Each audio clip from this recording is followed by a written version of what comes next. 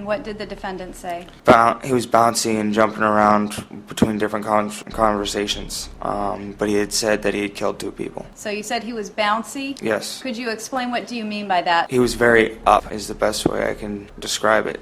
Very happy, excited, an adrenaline rush. Today we're diving into a disturbing case that had a survivor, a girl who outwits serial killers. She survived a gruesome fate by doing something we all have thought of in face of terrible danger. Please like and subscribe and buckle up. It happened in a quiet New Hampshire town where nothing tragic hardly happens. And what transpired was forever known as the Mont Vernon nightmare. This one involves a cult, a murder, and a survivor who used one of the oldest plays, tricking teenage cold-blooded killers.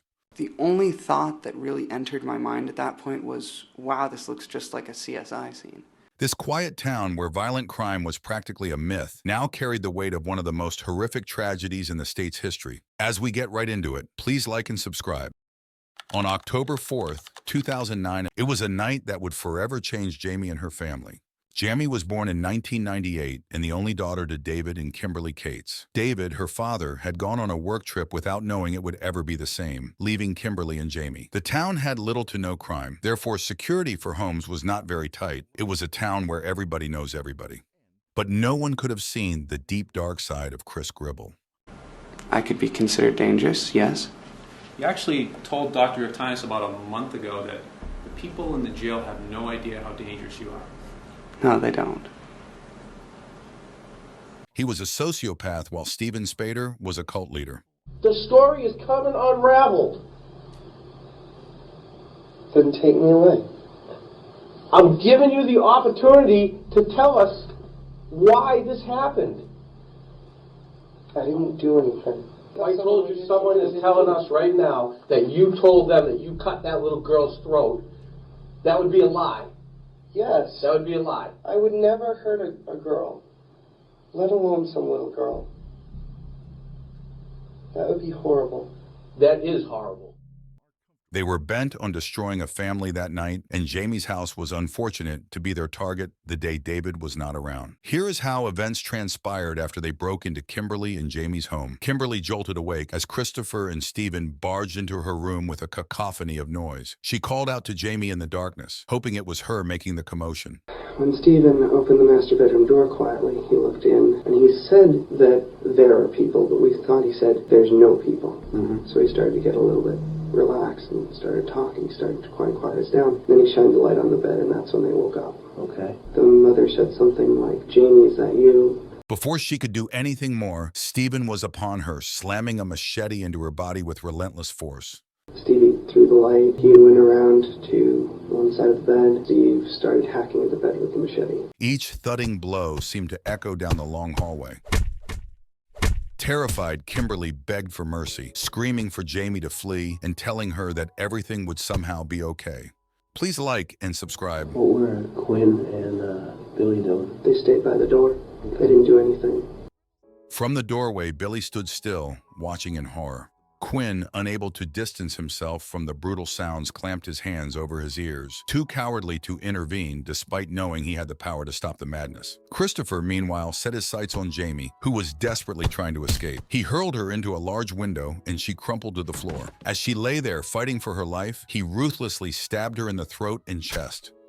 The girl jumped off. Steve was hacking away, and she jumped right into my arms. I stabbed her once towards the face. I hit bone. I felt the knife skip off and didn't go in. Then I went for the front. I stabbed her somewhere around the front right chest area. I tried to twist her around so I could get a better shot at her heart. It was automatic. Christopher kicked her repeatedly as she lay bleeding, and Steven delivered a crushing blow to Kimberly's skull with his machete. Satisfied they had shattered the family, Steven ran to Quinn in the other room, elated in proclaiming how they had broken up a family. Quinn, driven by curiosity and dread, walked to the bedroom to survey the aftermath. He saw Jamie bleeding and entangled in the curtains from her desperate struggle. Believing she was dead, he turned his gaze to Kimberly, still clinging to life in her bed but heavily bleeding. Christopher knew they couldn't leave any survivors and ended Kimberly's suffering with a vicious slash across her throat. His excitement was palpable as he recounted the scene, especially how Kimberly had been rudely awakened by their attack. At some point, Steve said, finish him off. He threw a pillow onto the mom's face because she was still making like kind of burbling, not really breathing, but like raspy burbling noises. As the men left the house, Jamie remained hidden among the curtains, feigning death, which ensured her survival, because they wouldn't think she survived their attacks. I figured 3 stab wounds to the girl would probably have her gone anyway, so we didn't bother checking her. When she was sure they were gone, she crawled out of the bedroom, dragging herself down the long hallway to the kitchen. There she found a cell phone. At around 4 a.m., barely able to speak, she called 911, gave the dispatcher the critical details.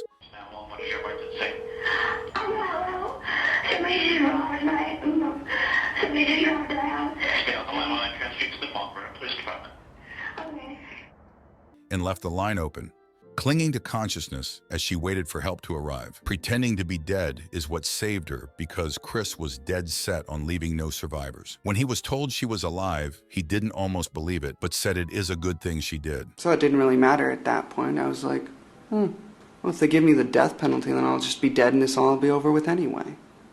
Be like killing myself. At that point, I was kind of like, you know what, John, why don't you get your tape recorder? And he came back in. He was all excited. Brought the tape recorder back in, and that's when I told them exactly what happened in pretty much the same way I told you here. I mean, he asked a bunch of questions about it, specific details that he wanted to go back over, and just pretty much laid out everything that happened. This was the state Jamie was found in. She was completely covered in blood from her head to her toe.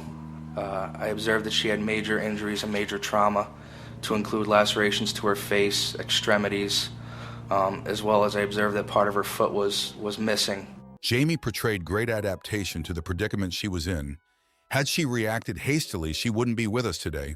Her life would have been lost to serial killers, but she exuded critical thinking and managed to inform the police in time. She also gave details that led to the arrest of the Disciples of Destruction.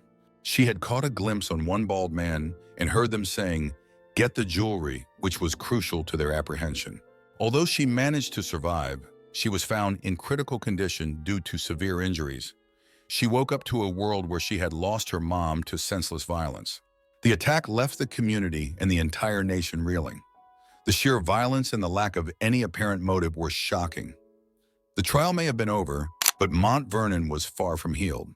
This quiet town where violent crime was practically a myth now carried the weight of one of the most horrific tragedies in the state's history. The residents struggled to process the trauma. The sense of safety they once took for granted was shattered, leaving them feeling vulnerable and forever changed. I'm on the home stretch, just about to graduate. I have an internship left. Yeah, we're playing field hockey at UNCW. That's fun. I just started that up again. That concludes our video on how a girl had the will to live and outwit serial killers. Please like and subscribe. Thank you for watching.